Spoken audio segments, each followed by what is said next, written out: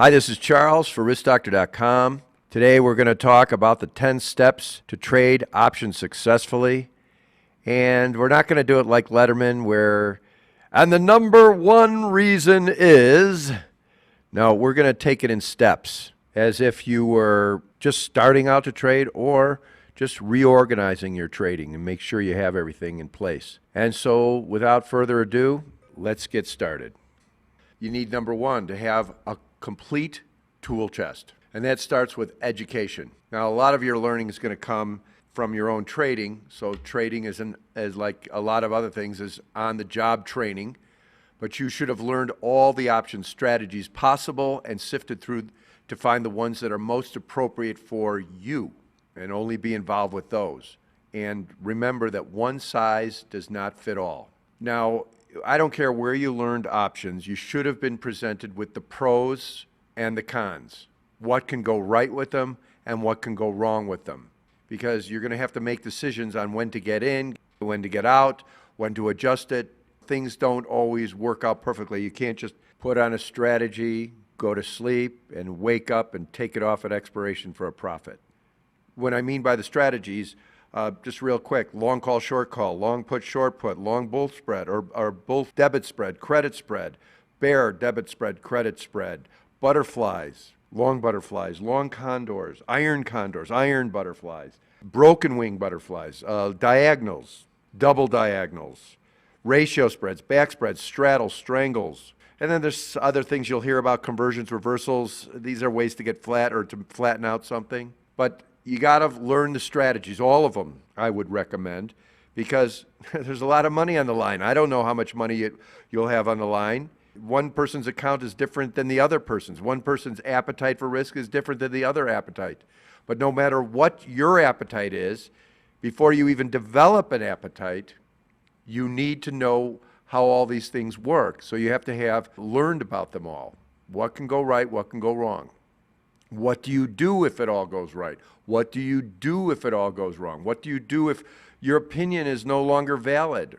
Before you trade, you should have rejected all the strategies that make no sense to you, your personality, your capital structure, and your desired trading velocity. What's that? Well, trading velocity is the frequency of options trade and adjustments. Options trades that you make later need adjustments. You know, you could do this full-time or part-time. You can do this a few times a day or end of day. Maybe you have such a busy schedule that you only have time to do it once a week. So depending on your time structure, what I'm calling your desired trading velocity, perhaps you have to change your current trading velocity because you find yourself glued to the screen. The flip side is that you can't get enough of this stuff. You love it, and you want to trade as much as you can. That's great too. Everybody's different. No right or wrong here. All right, so that's number one. That's having the complete tool chest already in the way of education and knowing you and how you're going to approach the market. Once that's out of the way, number two, choose the appropriate trading platform or how you're going to access the market. There's all sorts of things. You could get stuff on your desktop or your laptop or your iPad or your iPhone or your BlackBerry or some other PDA. The old-fashioned way, call a broker. That's kind of expensive. Not many do it anymore, and it's not necessarily that much of an advantage. In fact, the level playing field has made it so that you have just as much understanding and information available to you that you can help yourself to these things. All right, then once that happens, you need an account. Where you open an account, they may have an executable platform or a browser-based platform that you can use, or you might not use a customer account and you get what's called a JBO or joint back office or other professional access platform. Either way, it's the account and your cost structure, your commission structure, you know, what they charge you for interest on margin and vice versa, what they pay you for interest on credit balances. Right now, interest rates are very low, so that's negligible, but you know, when we go into a higher interest rate environment, it's going to be an important factor in where you trade is how the banking is done, when they give you interest on the money in your account, whether it's the money you put in or the money you've raised on positions that are generating interest, income. So make sure you choose the appropriate trading platform and access that's suitable for your approach. Number 3, enhance profit and risk management with supportive software. Okay, well, the platform that you get with your brokerage firm might have a lot of great functionality. Certainly there are great things out there, but you could choose to get additional risk analytics that has functionality that's not available on your trading platform. And then also you may be into charting, finding support and resistance, technical analysis. So you will need that if it's also not available, or if what's available from your brokerage platform, you might have to supplement that with things that you get into. Not everybody's into the same things. Certainly, this is a different step in the educational process to learn about all the different oscillators and studies and, moving averages and candlesticks versus bar charts versus line charts, log charts versus linear charts, and all the different studies, Bollinger Bands and Elliott Wave and Gann, and the different types of charting packages available to you. It might be suitable. For me, nothing's suitable. I have to add my own overlay, a little proprietary software called Dynametrics that I use. You can see some of my charts here with some grids that are drawn on it. So I use a lot of the tools that are available on most platforms, but I'm able to overlay my own on top of it. I also use additional risk analytics called Risk Illustrator, which dissects positions. So the analytics that are available is not enough for me personally and some of my students who have gravitated to looking at risk the way I encourage. Number 4, identify decision-making apparatus for filtering news noise. We are in the information age. Our eyeballs go to many different places. What are your financial news sources? Are they newspapers, magazines, websites, blogs, email alerts, chat rooms, squawk boxes? Do you subscribe to an advisory service? Have you assembled a social trading network or access to chat rooms where you're supported by people who you get to know in a community, like the Risk Doctor community, the forum that's there of like-minded individuals who understand risk in a similar way and is a tremendous resource to bounce your ideas off those people. You want to make sure that you have access to the best of the grade and know who to fade. 5, scrutinize asset classes to put on your radar. If you're going to trade options, one of the most essential things is highly liquid candidates. And I'm not talking about the underlying may be very liquid. I'm talking about the options themselves. How can you tell if the options that you intend to trade have reasonable or good liquidity? Well, there's a few ways, but the best way is just the good old-fashioned bid and ask spread distance, the distance between the buy price and the sell price, what the market is bidding and what the market is asking.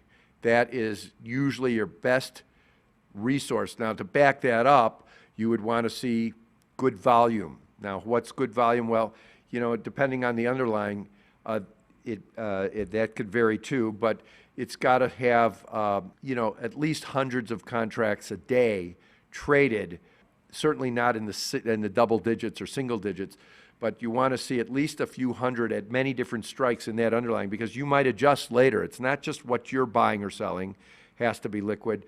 All the bids and offers of any potential options that you might trade against those in locking in the price or spreading it off or making adjustments or rolling, you're going to want, the nearby strikes, the nearby months. Usually the next month out is not as liquid, but they will become more liquid. But generally, most of your adjustments will happen in the same month. So you want to make sure there's a lot of liquidity in all the surrounding options as well. Now, you may be kind of handcuffed in that you already have assets that you currently own and you need to hedge them. And in this case, some of the options might not be that liquid, and therefore a situation where it's just too bad because it might not be worth even using those options to hedge with. Now, if you're really handcuffed, like I say, and you can't get out or won't get out of this for tax purposes or for other major purposes why you need to hang on to this asset, or your business has a certain currency exposure and you're always needing to hedge, it's better to go with, again, highly liquid candidates. Also, of the highly liquid candidates, your favorite companies. Like a lot of people who have iPods love Apple and they want to own Apple, want to trade Apple, want to always be long Apple. And then there's the love to hate stocks. Maybe a lot of people these days love to hate Goldman Sachs or some other company like BP or something like that, but for whatever reason. But you have your favorite companies to go long, favorite companies to go short, and ETFs and currencies and commodities, and not just long and short, sideways, or that's very explosive for perhaps like cheap strangles or something like that. And then you want to scrutinize the group of underlying with regard to putting on your radar, like you see in the image over here that I have, several stocks that I watch, for example, 20 or 30 stocks, and I do charts and everything on them, and I compare them to one another, and I put the highly correlating ones next to each other. And when I trade, I like to diversify with having a group representing long positions with the market going up, another group entered to take advantage of the market going down, and then another group of them playing for sideways or range-bound trading. And so whatever's on your radar, you're going to have additional candidates that are going to come to you in the way of tips, or you're going to read about it in a chat room, or somebody's going to put thumbs up, or you might have an advisory service recommendation, and you'll want to be able to scrutinize that, any type of tips, because the one thing that you want to do with any tip or any advisory recommendation is to own it. And what I mean by that is let them present their case to you. This newsletter or this advisory service or this friend or this chat room, let them present why they think X, and then just don't do X. Go out and do enough research so that you get to a point where you say, gosh, I really love X. I want to put on X. It's mine now. I own it. And then that way you won't be blaming anybody because, oh, that guy told me to buy X. You got to get to the point where at the end of the day, even if you lose on X, yeah, I really liked X, but it didn't work out. But I'm glad I played X because I really felt strongly about it. That's a better situation. Own it. All right, number 6, establish your self-imposed parameters. Now, what's that? Well, there's a lot of different parameters, okay? Like the simplest one is your capital allocation in your options trading. Certainly you're not going to trade every penny that you have in options. It should be a smaller chunk of your portfolio depending upon suitability. You could take more risk when you're younger, for example, than somebody who needs money for their retirement. A person who's putting their children through college shouldn't be taking as much risk as somebody who's just out of college and has a little bit of money to play with and has their whole life ahead of them and does not have financial obligations that raising a family has. So you want to decide your maximum overall capital, but then you want to decide, okay, how much capital am I going to apply per symbol, per underlying, per sector? Okay, so you might be playing Apple, but you might also be playing RIM and Nokia, and if you're bullish all three of them, well, now you've allocated a lot to that mobile phone sector, and that might be inappropriate to grow beyond a certain amount allocated to that bet. All right, so now you want to also have a maximum allocation to your initial wager, because a lot of times in options trading, what you'll do is you'll put on part of your bet now. Even if it's a grade A trade, you might put all of it. Say you risk no more than $5,000 per trade. You put $5,000 on it, or it could be $500, or it could be $2,000, whatever your number is. Okay, your initial trade is, say, $5,000, but later it might require some adjustments, and you might have to be putting a couple more thousand up. So you have to establish what your greatest amount, what's the amount of your initial wager, and then have some, keeping your powder dry and have money available for that particular trade, that particular symbol, in that particular sector for adjustments. And then another way you want to consider your allocations, if you're like me, and my students who gravitate to this, is have a certain amount allocated to bullish trades, a certain amount allocated to bearish trades, a certain amount allocated to range trades, a certain amount allocated to explosive moves. Now, certainly I get into details in some of my courses about this, but these are some self-imposed parameters that you have to come up with. Okay, what does Charles say? Okay, do that, own it. Make sure it makes sense for you, because like I, for example, don't like to risk any more than 7% on any one trade of my options account, 7%. And I have a maximum of, say, 10 trades. So I only have 70%, 10 times 7% up. But I have 30% of my options account allocated to keeping my powder dry for adjustments. But some people have taken my course and they say, well, Charles, that's fine for you, but I feel more comfortable with only 5%. Another person said only 2%. So, fine, take it as a template, but make the modifications, have it ready. Don't have it be general, have it be specific. Establish and keep track of whether you're staying within these parameters. Another way to break this down is, maximum Greeks to be initiated and or accumulated. The first and easiest Greek is delta, the rate of change of the option's theoretical value as the underlying price changes, which should be weighted to the underlying price. Let's see, to try and keep it really simple, if you have an at-the-money call, it's a 50 delta. A lot of you know that.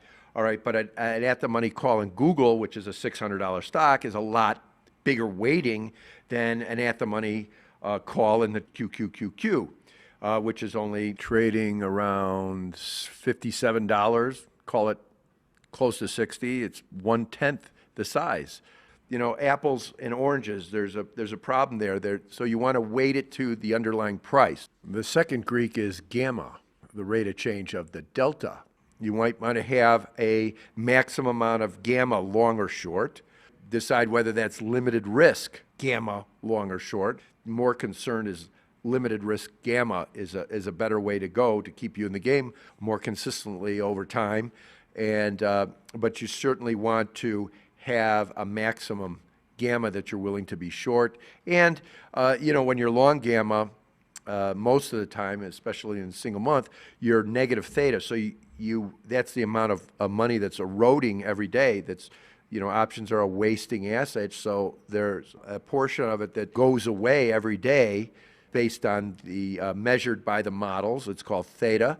And when you're long gamma, you have negative theta. You have time decay, we call negative. And you want to make sure that that's a maximum number, and also keep in mind that changes over time. If those options are at the money, they increase over time. So these are all things that you have to keep track of, what the level at which you initiate and what it's accumulated to be, and what's the anticipation of what it will be like by Monday if it's a Friday, so you got to make sure you understand all those. Let's go back to the education thing. And then the other thing is vega. What's your maximum vega? Because that's the sensitivity to implied volatility changes. So it's kind of like the theta thing, but it's different. And when you're positive vega, you're negative theta. So there's a correlation there, and that's in the same month, but it could be opposite if you have inter-month spreads, calendars or diagonals or double diagonals of that sort. Number 7. Establish risk-reward thresholds. Okay, so there's a maximum risk that you're willing to take, and other people have maximum rewards. A lot of people, you'll hear them say, is if you double your money, take it off. Or some people say, if you double your money, take off half. That's fine. I look at it more like a position that you want to take off. You might want to put it on that day at the going prices, so why take it off just because you have doubled your money? It still might be a great play. Imagine buying a butterfly for $1 that can go to 10, and you've doubled your money at 2, but you could easily take triple or quadruple your money on this thing, even though theoretically you could make 10 times your money. So your reasons for getting in, if they're still valid and there is no other adjustment, then stay in with what you have. But I go into this in all my courses and everything. It's not the topic for today, but for today, when you're establishing your risk-reward thresholds, make sure that you have your risk-reward for naked longs, for naked shorts if you carry them. I don't believe there's ever a reason to be naked short anything, but go ahead. If you have the wherewithal and you can take the beating, fine. All right, know what you're doing. Do what you know and know what you do. For verticals, for butterflies and condors, for broken wings, for calendars, etc. Have your risk-reward thresholds identified beforehand and make sure you do not exceed them. Number 8, establish criteria for adjustments. That's for locking in or taking profits off the table, for removing exposure, for taking losses, or rolling profit potential closer, okay? So like if you have some dwindling long options, you might need them to be closer, so you might sell out the ones that you're long and buy closer ones because you need them to protect the other elements of your position. And then there is rolling risk away. So you might have some shorts that are getting too close. We're getting too close to that strike. It's not near support, or it's broken support, and you bite the bullet and say, okay, I'm going to buy those back, and you want to move them further out, or change the quantity of what you're rolling closer or further by doing ratio or back spreads to do that rolling. Number 9, identify when to modulate trading activities, size and frequency. What's that? Well, we want to increase our size or our trading frequency during periods of consistent profits. Why not? The moment's now. You're in a groove. You're batting 650. You got to kind of push it. Whereas if you're losing and in a slump, and you have to, have some not only market re-evaluation or self re-evaluation, you want to decrease your size and trade frequency, because why throw the money down the drain until you figure out what you're doing wrong or until you can get back to where you're in the groove? It happens. And number 10, and this isn't David Letterman saying the most important, it's just the next step, is after all your trading, you want to monitor your track record, and you want to increase your efficiency. And you could do this by keeping a journal, performing postmortems on your trade. What did I do right? What did I do wrong? What could I have done? You can go back, check prices, when you'd made that adjustment or when you got in. Could you have done it a different way? There's lots of ways to get long, lots of ways to get short, and maybe, given the pattern, if you're a technical analyst or if you're into fundamentals and there's timing of news or announcements, it might be more appropriate to play it a different way depending on what the situation is. And the most important thing is you want to eliminate bad habits and you want to enhance your strengths. You want to get better at what you do. So in summary, the 10 steps to trade options successfully: 1, have a complete tool chest. 2, choose the appropriate trading platform or access. 3, enhance profit and risk management with supportive software. 4, identify decision-making apparatus for filtering news noise. 5, scrutinize asset classes to put on your radar. 6, establish your self-imposed parameters. 7, establish risk-reward thresholds. 8, establish criteria for adjustments.